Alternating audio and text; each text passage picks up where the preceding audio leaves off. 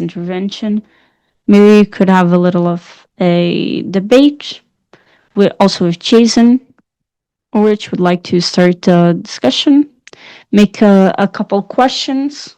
Is there, and when we have in mind what Sarah Brüsch said yesterday about the possibility of new forms of financing, question, are there any possibilities here in Guimarães to make a concept based, with the help of your students, to revitalize the city via art, to combine local architects, local entrepreneurs, the city council, and your art school to make a consistent concept for, let's say, a test run, consistent test run in the city to revitalize it via art?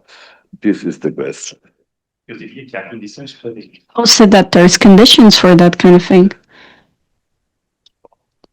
From the point of view of the school, and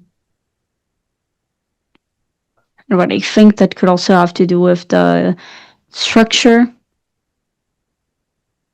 And when I talk about institutions,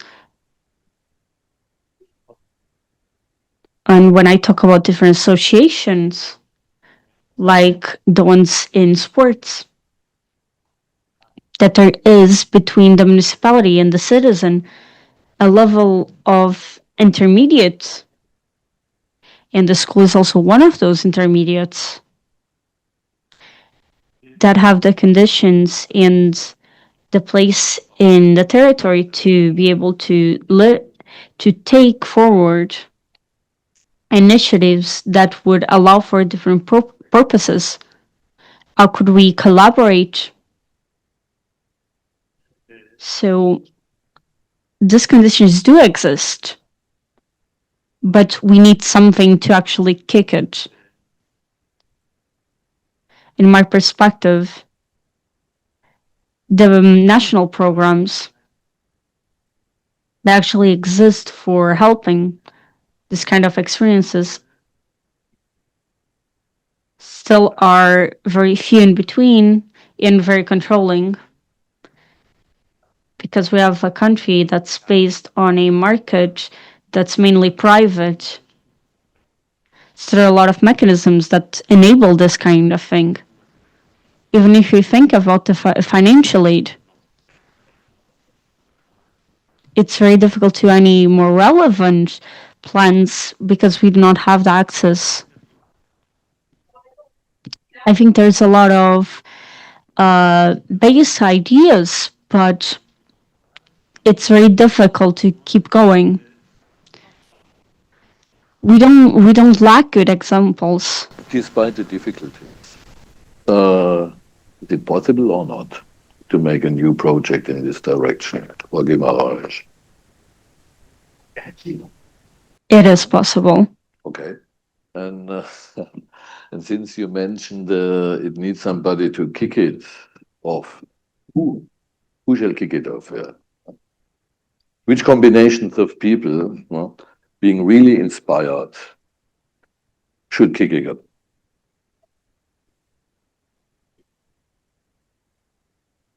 I don't kick it in the sense of to start it. I think we have all the conditions to have something different from all the context, because all the context is facilitating it, because we have this connection with the university. What is the problem here in Portugal? We have impositions towards housing, but then we have the public control that the house has to be this and the economical part has to be that. And so you have years till there's an approval. And when they do approve, it's not even necessary anymore. It's the example that the student residence and everything that brings in financial aid make it so these identities do not have the technical capability, nor have the number of people that actually can have and do these approvals. So we have to decentralize, because it's completely different to talk about the regional part and talking about the ministry that actually takes care of the government. Understood it properly. This kind of, let's call it in the positive sense, this kind of new project with the help of art, and on the base of what Jason said about public spaces, about what Sarah Brüsch said yesterday about actual, real possibilities to combine public and private sector and to find new ways. Such a project is not possible in Guimarães due to difficulties or is not wanted. It's provocative, I know. I think it is possible. I want to believe in that. There are people that want it. It's a question of unlocking. There is a thing, and we have to understand that the challenge is very difficult. And for me, it causes a bit of strange feelings. And our problems with pilot plans that are subverting something. And I would say that even in the context of Guimarães, with the industrial part, there are big companies in the company part that positions themselves in the housing and answers for it, and that they could, in my perspective, also be a key for us to introduce different products in the market, even thinking about community, because one of the problems that we have is the soil and the access to the territory. We have a constitution that is very worried about the property. Also, the property is above the well-being of everyone. And eventually, those could be the key for us to find new products that do not have to do with what we have in the current market, because it has another kind of agility and it has more technical capability. So we could say that we could add all these factors and share all the responsibilities through all the sectors.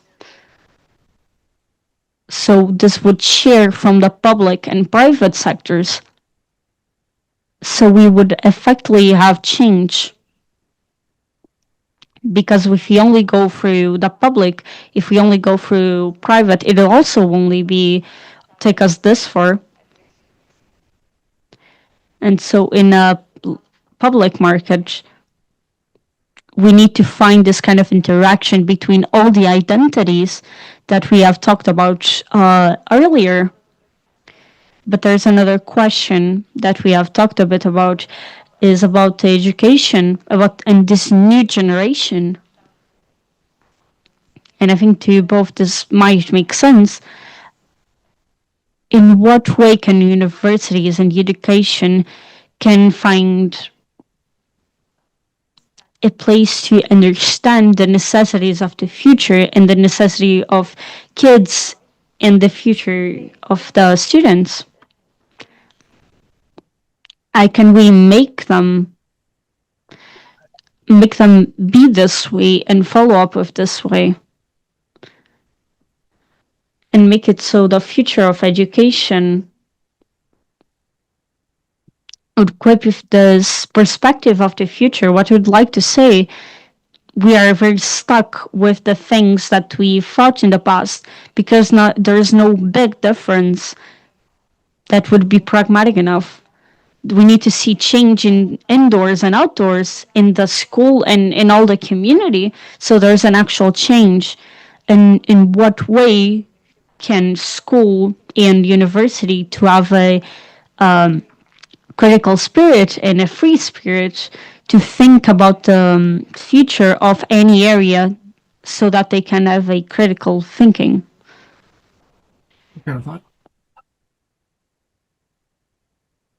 I would like to jump into that for a second. I think the notions that we've been discussing about pedagogy in the university itself, using the city as a laboratory, which is wonderful to hear that that's, a largely a kind of universal concept. Something I've been doing for many years, and something sounds like is actively being done in Portugal as well, and other places in the world. A previous position I held was at a public university in New York City, which is the largest public university in the United States, or urban university in the United States, City University in New York. And to answer that question, one thing I developed with some colleagues there to make the city as a laboratory a kind of popular course for all undergraduate students at that university. And this was a student body that came from much less privileged conditions. They were commuting from different parts of the city. Their family incomes were among the lowest amongst college students in New York City. But we were making the city the subject of study, no matter what discipline they were pursuing, whether it was engineering or nursing or dental hygiene, whatever it might be. And our goal was that their examination of neighborhoods and places in the city, they could see the intersections between all the disciplines. They could see the questions of accessibility and inclusion. They could explore questions of belonging. They could explore questions of, say, are children safe in this space? And I think that's one way a university, through pedagogy, could raise awareness that urban environments both can be a wonderful part of the facing the challenges of the future, especially climate change, sustainability, well-being, but they also have many hurdles. And the more interdisciplinary exposure we can bring, or multidisciplinary exposure we can bring to young people in the universities, they could make their part of that project. They could be aware of how their work as an engineer, or their work as a nurse, or their work as a dental hygienist relates to the bigger questions that cities present.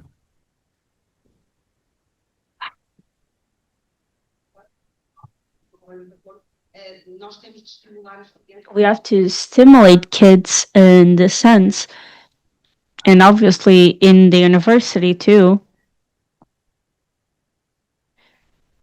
I defend two things. The first one is that kids should be in the school that are close to their homes, and nowadays we have kids from a ton of context, from all classes and all cultures. That brings a lot of enrichment to school. It stops being the same to all of us, because now they're all different and they all are together in the same school. And I think it's very important for us that the kids are together. And nowadays we have kids going from one place to the other.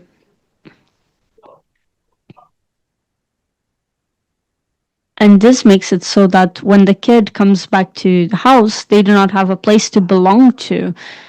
It only has housing, because the kids where they are not part of that habitat. So if they live in a place with their kids, they'll have the place of playing close to the house. And so they don't play, because since they live so far apart, it doesn't allow for them to actually be together and communicate. And so we have kids in all the schools and they're very varied. And that is great for our kids. And I think it enriches them a lot. It gives them the potential to understand that there's a lot of differences between all of us. But a second aspect that I also see, but the university doesn't, it's the question of housing. It's taking a lot of housing. It's making a lot of the students to choose not to go to the university, because they do not have the chance to go to the university, because they don't have enough means to.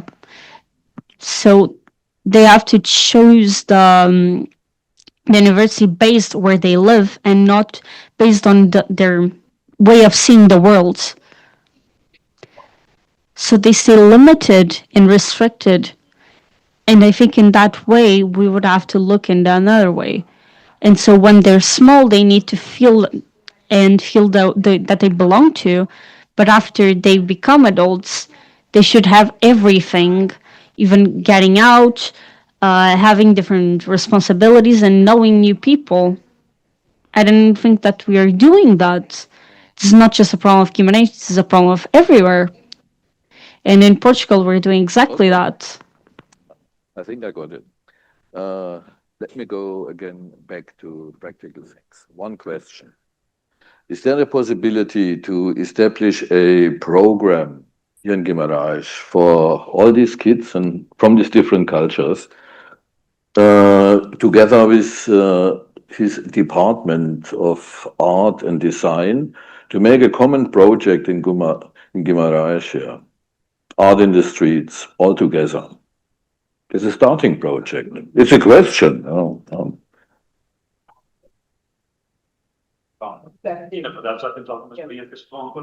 We have some experience that keep going on. We have the university summer, which is where kids can go to the university. We have the University of Art and Design, where they're allowed to get their licenses. They have free courses of drawing and photographing. It is true that it may have groups that are elders, but it also has to do with different situations and with next week I have a reunion with the architecture. I wanted so that the people in designing of product come to the city and contact the people so they can know what lacks in the city, and so that it doesn't have to be us that have to be deciding we need to put here a bank, we need to put there this, and here it has to be this. And my challenge is that it's exactly this. It's taking it to the place and bring innovation that are different, that bring people together. And I think that this question is of a lot of interest. I don't know if there's anyone in the public that would like to ask something.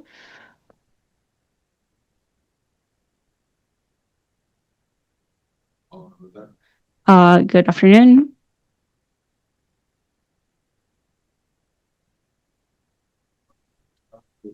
It wasn't a question. I would just like to make a bit of abstract.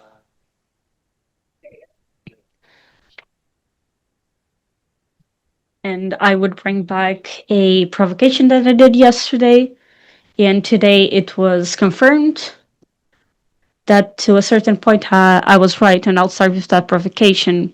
What I said yesterday during the debate with architect Antonio Fontes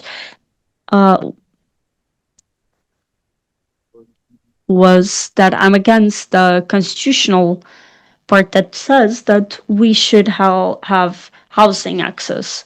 I would like for us to change it, and instead of housing, say it habitat, because having a habitat has a way bigger range than just housing.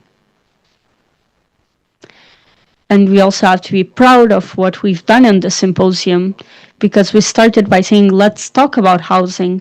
But before that, we have to talk about city. And then we have to talk about the habitat, and we have to talk about politicians. We have to talk about with the builders. We have to talk with everyone. And what he was saying during all this discussion, he said something good. What is lacking for us to start? And I don't think that we are lacking. I think that we need is for us to keep debating.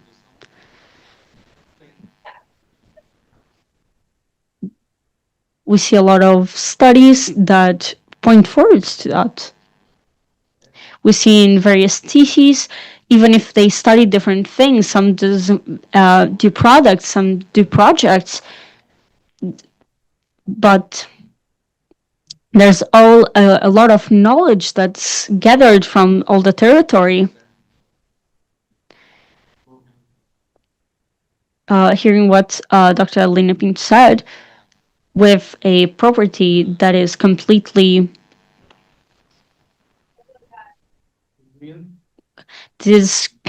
plain and clearly knowledgeable, we're looking at the common places and how it can be fundamentally logical. And I think it's all this. Something with what we heard from Jason Montgomery. How can this be a place that we promote living? And you should see this as a public infrastructure that is a support for living, and only then can we talk about where should the car go, where should the kids play, where should we put the housing, what type of housing do we put, where do we put it, in which territories. How can we experiment instead of acting with public space where we just randomly put a building? We have to talk, when talking about housing, we have to talk about as a social infrastructure. And only after that can we give voice to all the sectors that should participate in all this process of making housing and making infrastructures. And thinking about what it's like to actually live and make people be free. The kid that runs, and I'm not worried about them. And I don't think there's anything else that we need. We just keep going. So the question that we live nowadays in Portugal with these kids that live in a bubble, that are being overprotected, and that we're making it more difficult and not preparing them. At the same time, we are taking a student to university, but at the same time, we are talking about the possibility of having military service be obligatory. We have the question of being overprotective that doesn't have their habitat, because their habitat is their house, and many times it's part of the screen time. So the public space is one of the resolutions to this kind of place. So the place to actually get to know other people and have diversity, to make use of their imagination.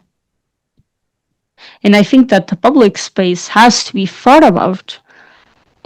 And second questions, when we have the politicals in the political sphere that we live nowadays, there's a lack of public space. We need to go back to the ancient Greece, where we actually debated.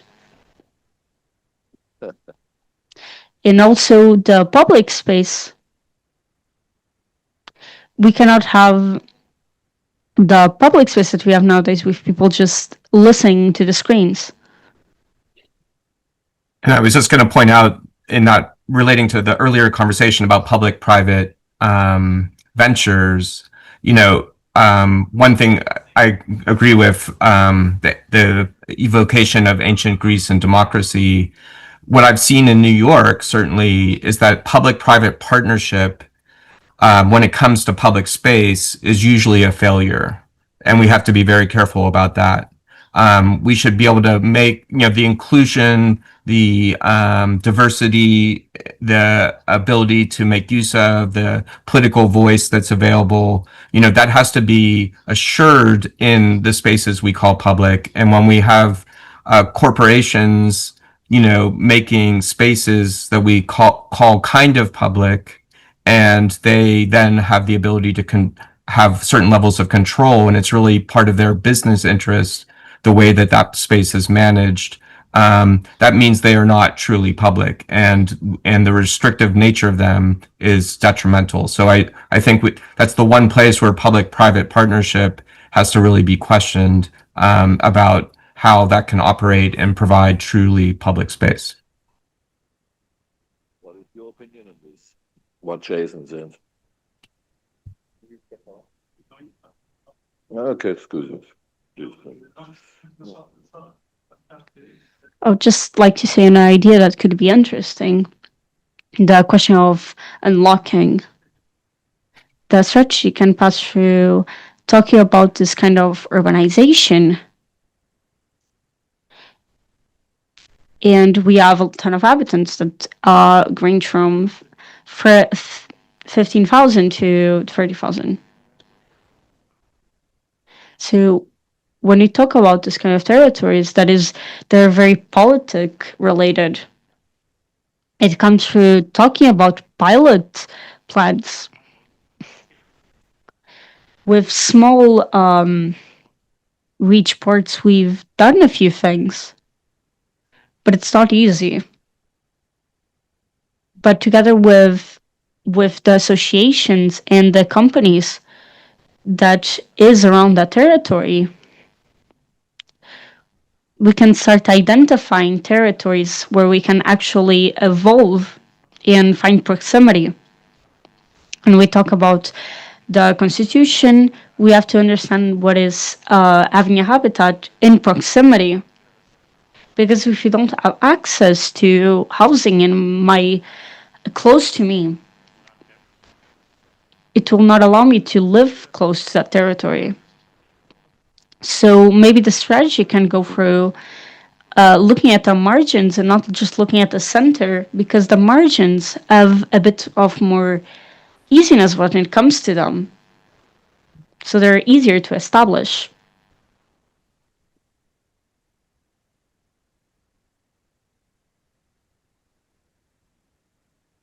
So just a small intervention in a way to answer the question